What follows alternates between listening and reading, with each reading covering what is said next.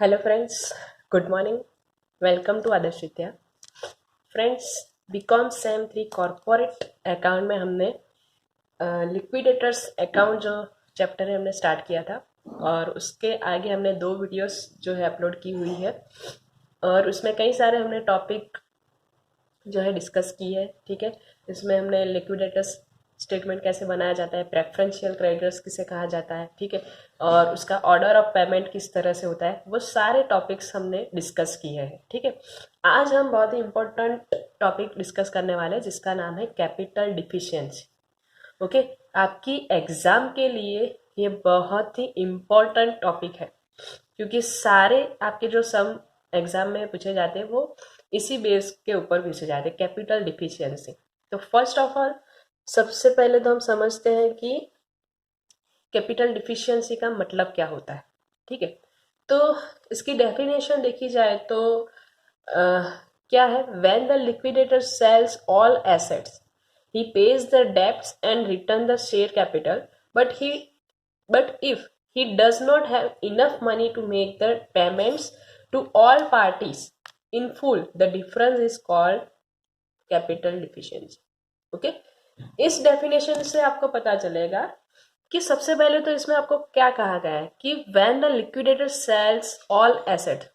ठीक है, लिक्विडेटर जब अपनी सारी जो कंपनी के एसेट्स हैं वो सोल्ड करता है। ओके, लिक्विडेटर का काम क्या है, सारी एसेट को सोल्ड करना है और पेमेंट करना है। ठीक है, जो भी हमारा ऑर्डर ऑफ पेमेंट है उसको पेमेंट करना है। He pays the debts and return the share capital.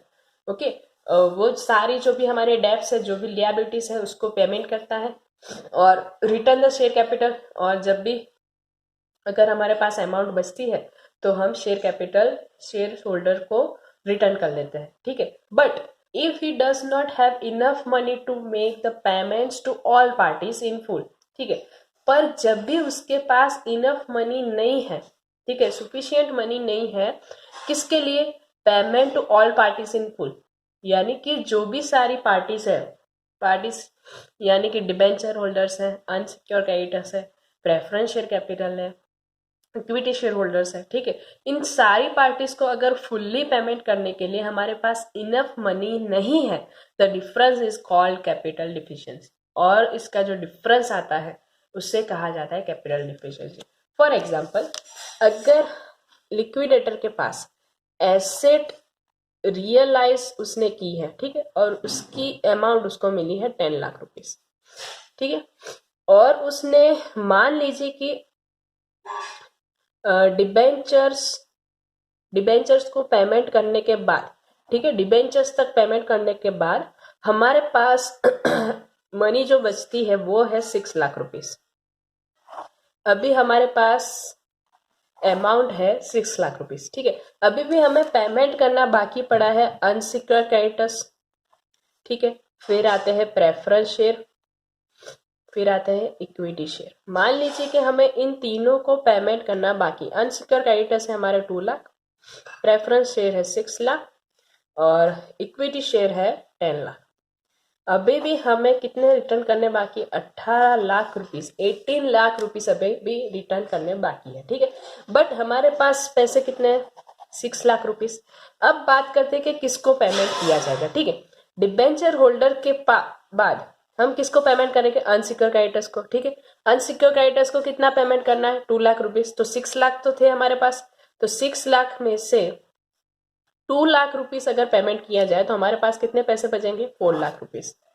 ठीक है, अब उसके बाद किसे पेमेंट करना है, प्रेफरेंस शेयर को, बट उसको कितना पेमेंट करना है, 6 लाख रुपीस। ठीक है, बट हमारे पास कितने पैसे बचे, सिर्फ ओनली 4 लाख रुपीस। ठीक है, अभी भी हमें दोनों पार्टीज को पेमेंट करना बाकी है, preference share and equity share, both parties are due to payment.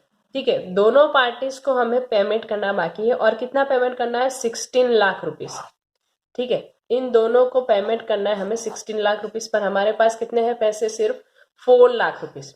ठीक है, तो अगर इसमें आपको क्या कहा है, the difference is called capital deficiency.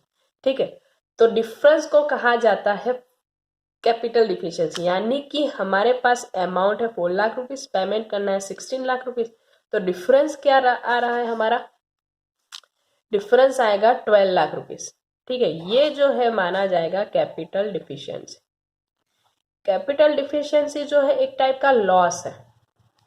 ठीक है, क्योंकि हमारे पास क्या होता है कि पैसे कम पड़ रहे हैं। ठीक है, हमें अभी भी पेमेंट करना बाकी है और पैसे कम पड़ रहे हैं, तो हमें क्या ये जो भी लॉस है वो कौन उठाएगा?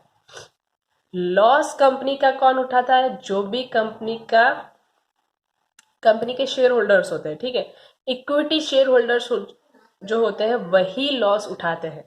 ठीक है, तो capital deficiency is one type of companies loss. ठीक है, और ये लॉस जो है वो किसके बीच में डिस्ट्रीब्यूट किया जाएगा? Only equity share holders. Capital deficiency will be distributed between equity shareholders। Okay, क्यों? क्योंकि आपने पढ़ा होगा कि इक्विटी शेयर होल्डर्स जो होते हैं वो कंपनी के सच्चे मालिक होते हैं।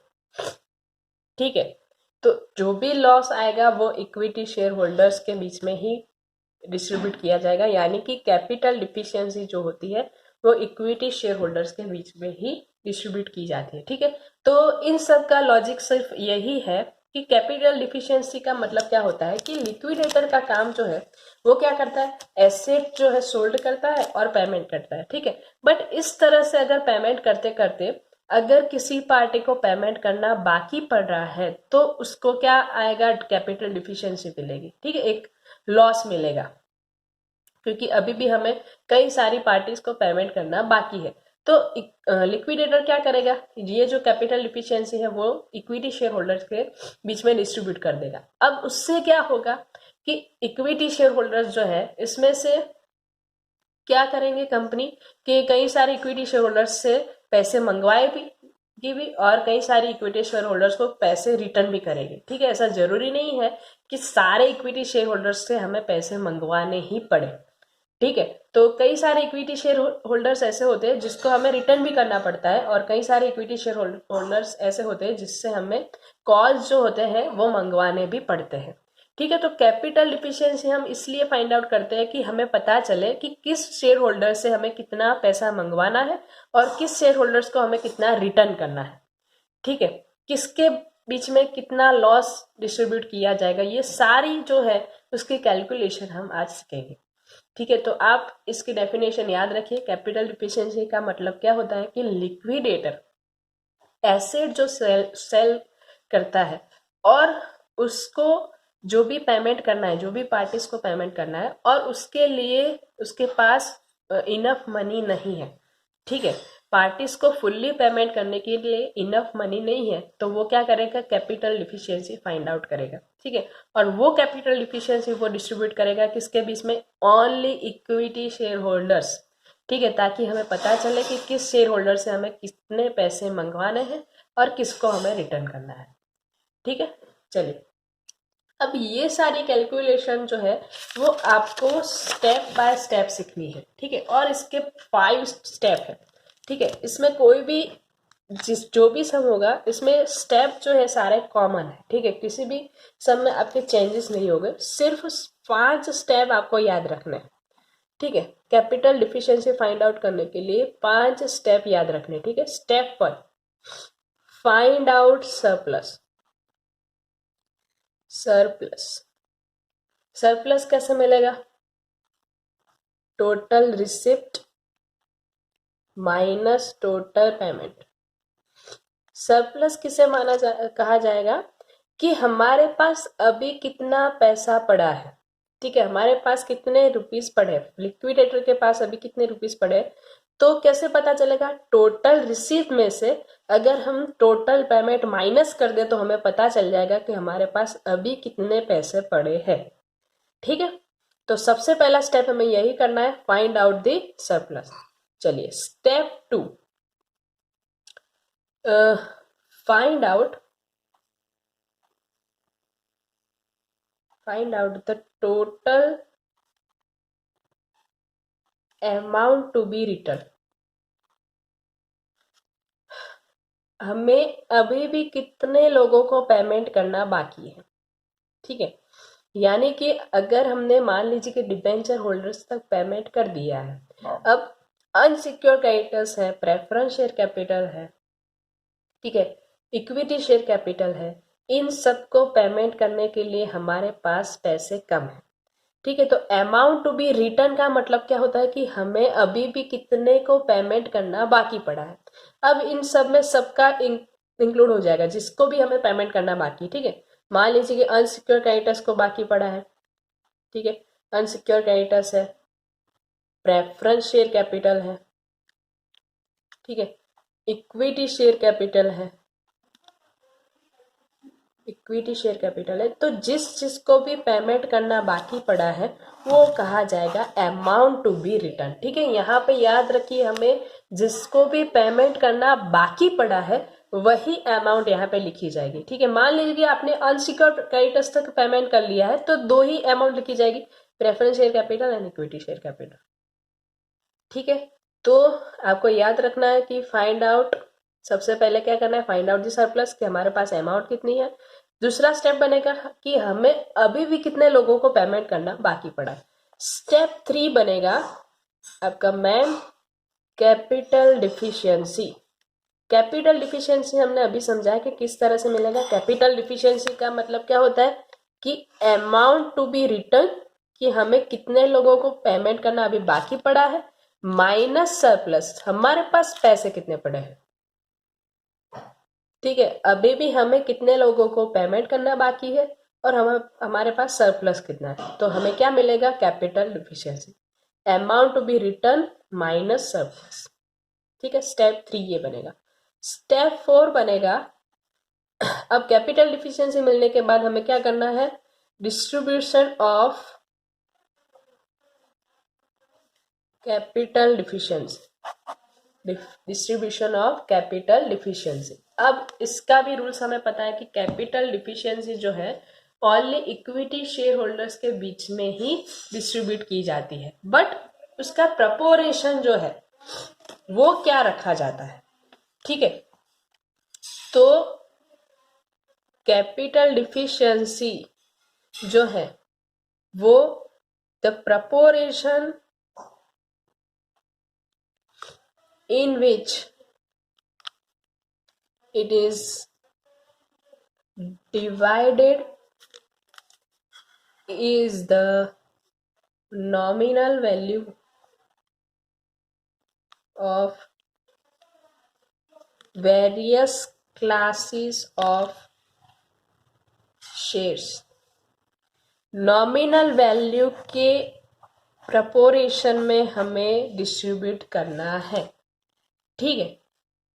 यानी कि इक्विटी शेयर कैपिटल की जो भी फेस वैल्यू है उसके प्रपोर्शन में हमें डिस्ट्रीब्यूट करना है, ठीक है। बट इसका रूल से मान लीजिए कि इफ द फेस वैल्यू यानी कि नॉमिनल वैल्यू जो है of all classes of equity share is equal, मान लीजिए कि सारे जो भी आपके इक्विटी शेयर दिए गए वो सारी की फेस वैल्यू जो है वो सेम है, देन द डिफिशियंसी